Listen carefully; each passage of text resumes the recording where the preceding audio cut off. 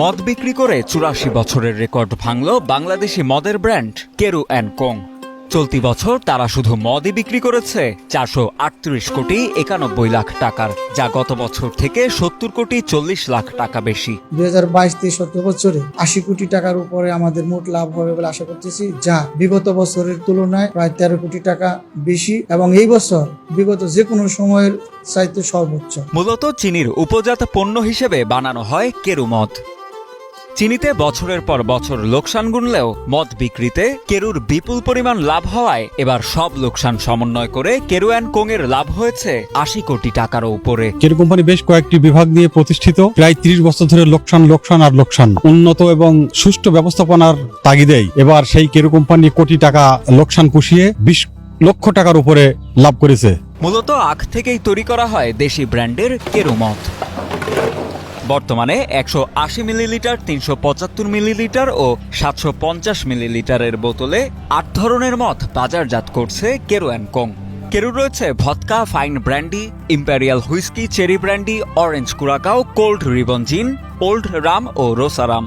এ সবগুলোর ভেতর কেরুর ভদকার চাহিদাই সবচেয়ে বেশি। বর্তমানে ৮ রকমের ব্র্যান্ডের ফরেন লিকার উৎপাদন করি। এর ভিতরে আমরা ব্র্যান্ড ওয়াইজ যদি বলি, আমাদের Zarina vodka, imperial whisky, fine brandy, cherry brandy, orange curacao, gold ribbon gin, old rum, রোজারাম। কেরুর জন্মলগ্ন থেকে প্রায় ৮৪ বছর ধরে ম্যানুয়াল পদ্ধতিতেই চলছিল ডিস্টিলারি বিভাগে মদ উৎপাদন ও বোতলজাত।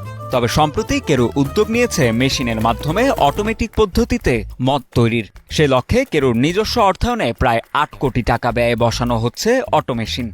এটি চালু হলে বিদেশি ব্র্যান্ডের মতো ১ লিটারের প্রিমিয়াম সাইজের কাচের বোতলেও বাজারজাত করা যাবে দেশি ব্র্যান্ডের কেরু মদ, যা এখন পর্যন্ত পাওয়া যায় প্লাস্টিকের বোতলে। ফরেন লিকার উৎপাদন প্রক্রিয়া অটোমেশন করার জন্য ইটালি AMS ফেরারি থেকে যন্ত্রাংশ সমূহ ক্রয় করেছিলাম। সেগুলো আমাদের মিল সাইডে ইতিমধ্যে পৌঁছেছে এবং ইনস্টলেশনের কাজ চলমান রয়েছে। কেরু অ্যান্ড কোম্পানির ভারপ্রাপ্ত মহাব্যবস্থাপক রাজিবুল হাসান জানান, ২০২১-২২ অর্থ বছরের তুলনায় ২০২২-২৩ অর্থ বছরে কেরু মদের উৎপাদন যেমন বেড়েছে তেমনই বেড়েছে বিক্রিও। অন্যান্য বছরে লোকসান গোনা কেরু অ্যান্ড কোংয়ে এবার প্রত্যাশার থেকে বেশি লাভ হওয়ায় নতুন করে আশা জাগাচ্ছে প্রাচীন এ শিল্প প্রতিষ্ঠানটি। আমরা এবার ২০২২-২৩ ফরেন লিকার বিক্রি হয়েছে ২,৪৪,০০০ কেস। গত অর্থ বছর বিক্রি হয়েছিল ২,০১,০০০ কেস। অর্থাৎ আমরা এখানেও প্রায় ৪৩,০০০ কেস বেশি বিক্রি করছি। দেশের রাষ্ট্রায়ত্ত ১৪টি চিনিকল বছরের পর বছর লোকসান গুনলেও এর উল্টো চিত্র চুয়াডাঙ্গার দর্শনা কেরু অ্যান্ড কোম্পানি চিনিকলে। চিনি বিক্রি করে লস হলেও মদ বিক্রিতে আশাতীত লাভ হওয়ায় চিনিকলের লোকসান সমন্বয় করে লাভ হয়েছে ৮০ কোটি টাকার উপরে। কেরুর রয়েছে জৈব সারের উৎপাদনও, যে খাতে গত ৩০ বছর ধরে নিয়মিত লোকসান হতো, সে খাত থেকে এবারই প্রথম লাভের মুখ দেখেছে কেরু।